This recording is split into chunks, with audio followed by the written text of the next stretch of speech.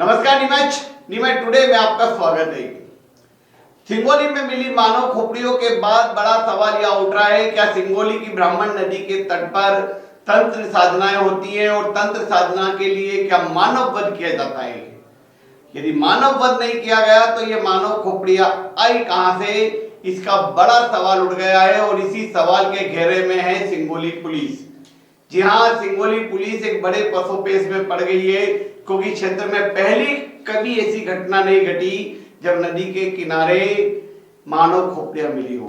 अब तक के लाश मिलना, नर कंकाल मिलना यह सामने आता रहा है, लेकिन पहली बार मानव खोपड़ियां मिलने से सनसनी मची हुई है। 3 मानव खोपड़ियां मिली है। ये मानव खोपड़ियां महिला की है या पुरुष की, यह भी तय नहीं है। 3 मानव खोपड़ियों में से 2 मानव खोपड़ियां पूरी तरह से पूरी है और 1 मानव खोपड़ी थोड़ी टूटी हुई है, जो कि बच्चे की बताई जा रही है, लेकिन यह भी तय नहीं है कि वे बच्चे की मानव खोपड़ियां हैं। सिंगोली पुलिस को 2 दिन पहले यह सूचना मिली थी कि ब्राह्मणी नदी के तट पर कुछ नरकंकाल पड़े हैं। जब पुलिस पहुंची तो नरकंकाल तो नहीं पड़े, लेकिन 3 मानव खोपड़ियां पड़ी हुई मिली।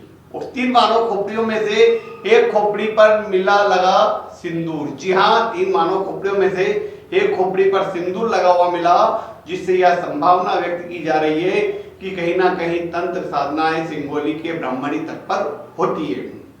और इसके साथ ही कुछ ही दूरी पर एक बैग में कपड़े मिले। जी हाँ, एक थैले में, एक बोरे में कपड़े मिले, जिसमें कुछ महिला के कपड़े, कुछ बच्चों के कपड़े और कुछ पुरुष के कपड़े थे। और यह सब कुछ ही दूरियों पर मिला। ऐसा कहा जा रहा है कि तीनों मानव खोपड़ियां एक बोरे में भरी हुई थी, जिसे कुत्ते ने खींचकर फाड़ दिया और उसके बाद वे बिखर गई।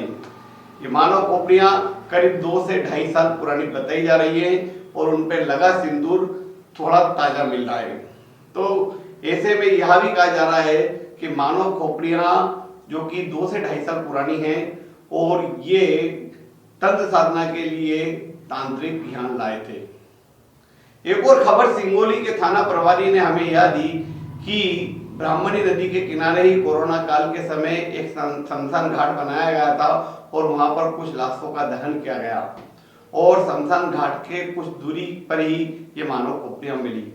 लेकिन बड़ा सवाल यह उठ रहा है कि क्या तंत्र साधनाएं सिंगोली के ब्राह्मणी तट पर होती है, और तंत्र साधनाएं होने से ही ब्राह्मणी नदी के तट पर ये मानव खोपड़ियां मिली और उन पर सिंदूर लगा हुआ मिला। अब बड़ा सवाल ये हो रहा है कि क्या ये जो मानव खोपड़ियां हैं वे शमशान से उठाई गई थी, जलती लाशों के बीचों से निकाली गई थी, या फिर मानव वध किया गया था?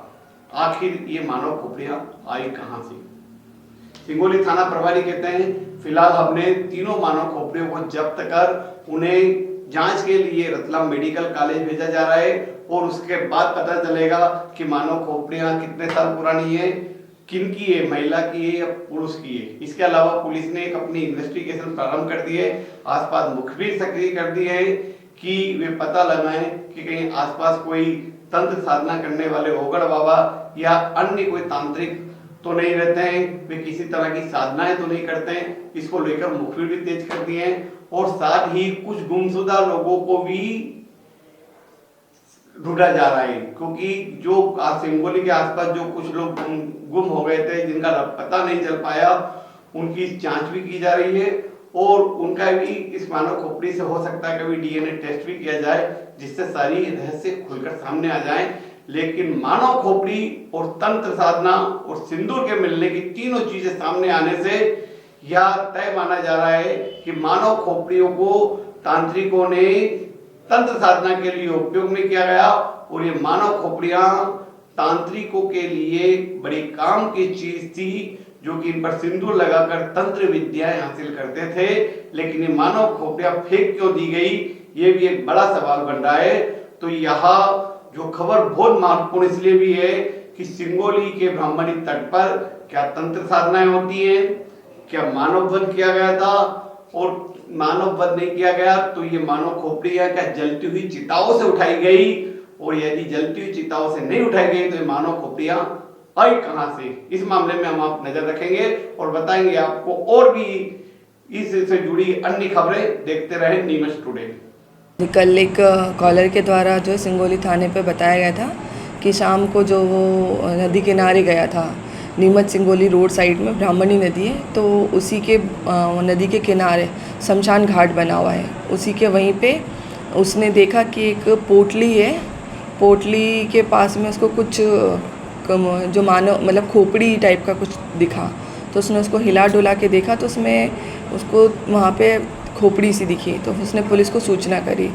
तो करीबन लगभग शाम के 8-1 बजे हमारी टीम को ये सूचना मिली, तो वो थाना प्रभारी और वो लोग गए, तो जाके उन्होंने वहाँ देखा तो 3 जो है खोपड़ी थी वहाँ पे, जिसमें एक पे सिंदूर लगा हुआ था और एक पूरी तरह से जो है वो टूटी फूटी थी और एक थोड़ी सी काली सी थी।